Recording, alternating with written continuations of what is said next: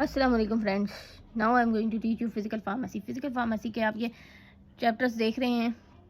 First 2 chapters जो हैं वो ज़्यादा इंपॉर्टेंट नहीं है। इसमें से लॉन्ग में पास पेपर्स में 1-2 क्वेश्चंस आए हैं, वो हम बाद में कवर करेंगे। पहले हम 3 से स्टार्ट करेंगे। 3, 4, 5, 6, 7, 8, 9 ये चैप्टर्स हम पहले ज़्यादा अच्छे से करेंगे और पास पेपर्स भी साथ साथ मैं आपको दिखाती जाऊँगी।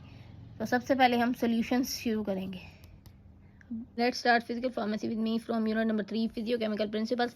सबसे पहले हमें सोल्यूशन की डिफाइन मिलती है। सोल्यूशन जो है वो होमोजेनियस मिक्सचर रूम और सब्सटेंसेस का मॉलिक्यूलर लेवल पर। ठीक, सोल्यूशन जो है वो किसी भी फेज में एग्जिस्ट कर सकता है, सॉलिड, लिक्विड, गैस। और सोल्यूशन जो है होमोजेनियस मिक्सचर है केमिकल सब्सटेंसेस का which is same physical properties and chemical composition is called solution. और एक और डिफाइन है कि सोल्यूशन जो है मिक्सचर है सोल्यूट या एंड सॉल्वेंट का which does not interact chemically is called solution. A solution is homogeneous mixture of substances but consisting of one phase. एक ही फेज होगा, 2 और मोर सब्सटेंसेस जो हैं वो सोल्यूशन में ऐड होंगे, लेकिन फेज सिर्फ एक ही होगा, या गैस होगा, लिक्विड होगा या सॉलिड, कुछ भी एक ही। Physical pharmaceutical solution. Pharmaceutical solution है हमारे पास डोजेज फॉर्म है सोल्यूशन की जो प्रिपेयर होती है एक्टिव इंग्रेडिएंट को एक्वास या नॉन एक्वास सॉल्वेंट में डिसॉल्व करके। आगे डेफिनेशन है फर्दर कुछ सिस्टम जो है बाउंडेड स्पेस है, एक बाउंडेड स्पेस जो कि हम अंडर ऑब्जर्वेशन होती है, जिस पे हम मुशाहिदा कर रहे होते हैं। और फेज क्या है? फेज डिस्टिंक्ट होमोजीनियस पार्ट है सिस्टम का, separated by definite boundaries from other parts of the system. Phase जो है डिस्टिंक्ट कोई मखसूस होमोजीनियस पार्ट है सिस्टम का जो कि सेपरेट हुआ है बाउंड्रीज के जरिए अदर पार्ट्स ऑफ सिस्टम से। डिस्पर्शन जो है 2 फेजेस पे एटलीस्ट कंसिस्ट होती है, एक जिसमें 1 और मोर डिस्पर्स्ड इंटरनल फेज होता है और सिंगल कंटिन्यूस एक्सटर्नल फेज होता है। आगे हमारे पास है डिसोल्यूशन जो है 2 or more mix at the level of individual atom molecule or ion. 2 or more substances जो हैं वो मिक्स होती हैं इंडिविजुअल एटम्स, मॉलिक्यूल्स और आयंस की स्टेट में। Binary solution, bye means 2, so solution जो कि 2 सब्सटेंसेस पे कंसिस्ट है तो उसे कहेंगे हम बाइनरी सोल्यूशन। आगे हमारे पास है टाइप्स ऑफ डिस्पर्जन में हमारे पास आ जाता है colloidal solution, colloidal dispersion, true solution, colloidal dispersion, coarse dispersion. True solution जो है वो बेसिकली 2 और मोर सब्सटेंसेस का मिक्सचर है, लेकिन वो होमोजीनियस मॉलिक्यूलर डिस्पर्जन शो करेगा। कोलाइडल जो है होमोजीनियस और हेट्रोजीनियस है, लेकिन वन फेज सिस्टम है। और कोर्स जो है वो हेट्रोजीनियस डिस्पर्स सिस्टम है विच जिसमें जो है डिस्पर्स फेज जो है पार्टिकल्स का वो लार्जर होगा देन 1000 नैनोमीटर।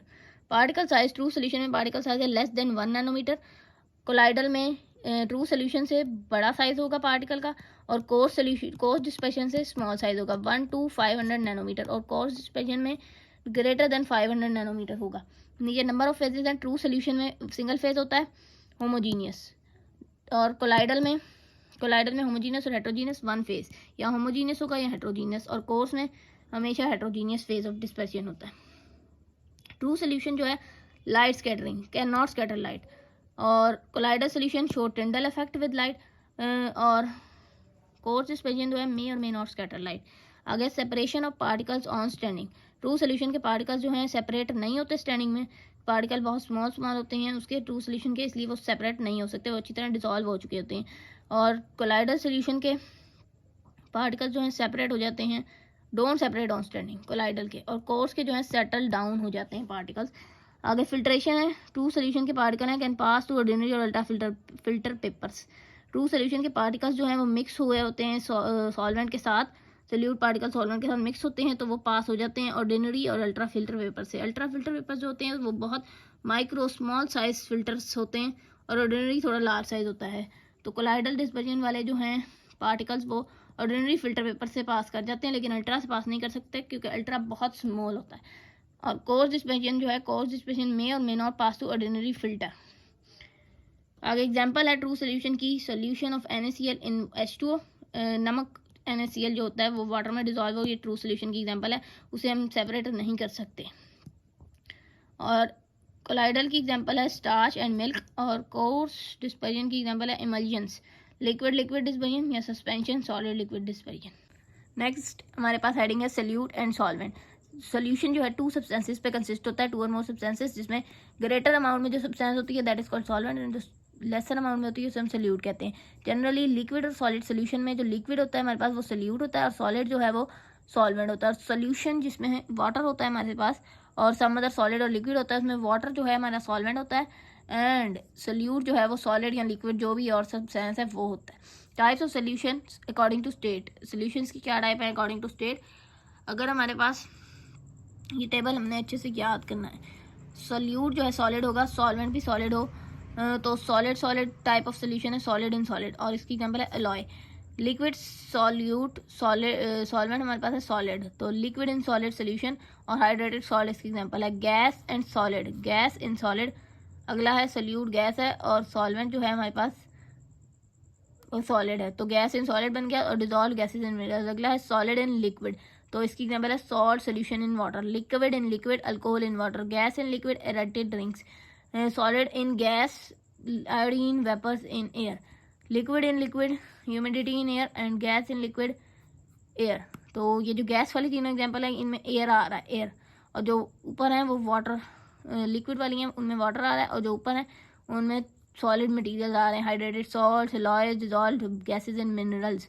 ठीक, इस तरीके से आप इसे याद कर सकते हैं, ये चीज़ रिमेंबर रख कर कि गैस में तीनों में एयर आ रहा है, और लिक्विड में वाटर, और सॉलिड में सॉलिड मिनरल्स आ रहे हैं, सॉल्ट आ रहे हैं, एलॉयज आ रहे हैं।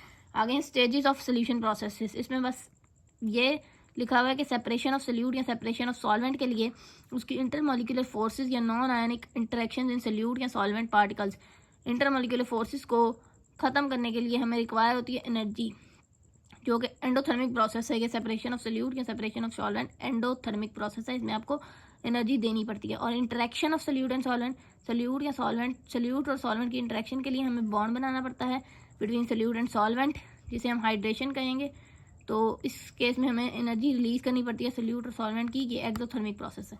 आगे हमारे पास है टाइप्स ऑफ सोल्यूट, ये एमसीक्यूज में आ सकते हैं। नॉन इलेक्ट्रोलाइट कौन से सोल्यूट होते हैं? इलेक्ट्रोलाइट। नॉन इलेक्ट्रोलाइट वो होते हैं जो कि आयनाइज नहीं होते when dissolved in water. Non electrolyte substances that do not ionize when dissolved in water and conduct electric current and do not conduct electric current। Non electrolyte जो हैं वो आयनाइज नहीं होते जब वाटर में डिसॉल्व हों, और इलेक्ट्रिक करंट भी कंडक्ट नहीं करते। इसकी एग्जांपल में solution of sucrose, urea and glycerine. Electrolyte solute कौन से होते हैं?